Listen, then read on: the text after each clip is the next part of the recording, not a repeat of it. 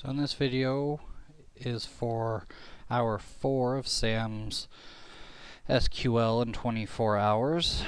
In hour 4 we discussed the normalization process. In this normalization process we were given a set of data points, which you can see here, and we were told to create a table from these data points. What I chose to do is take and create all of the different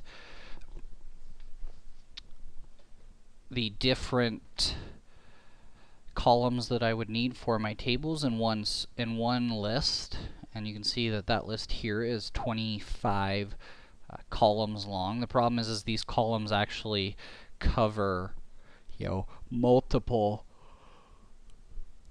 different types of data points. So what I had to do was go ahead and use the normalization process that I discussed, which normalization is taking a large group of columns and data points and then splitting them out into multiple different tables that are much easier to understand and track, so that it's easier to understand your database and the contents of it. So what I did is I did my first normalization, which is I broke it up into customer info, employee info, and order info. You can see how I did that here. And basically what I did is took a look at this,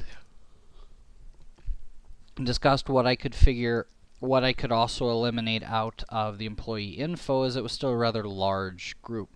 What I determined is I could take the employee ID, position description, hourly rate, date of hire, and salary, and move those all out because they really don't pertain to the actual employee info.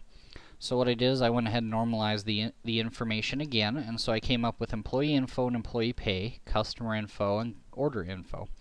So what this allows me to do is split up the information into two separate tables so that my data points are easier to pick out, but I'm able to, using the employee ID as the primary keys in both of these, be able to query the data from the employee pay table off of the employee ID, and I don't have to have the first name, last name, and all that other info in the table.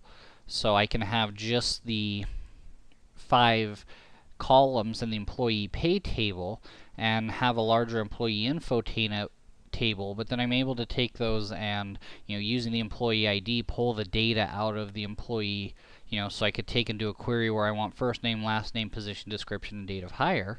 And I can query that, and what it'll do is take the employee ID for John Smith is 1101, and then it queries the employee pay table for employee ID 1101.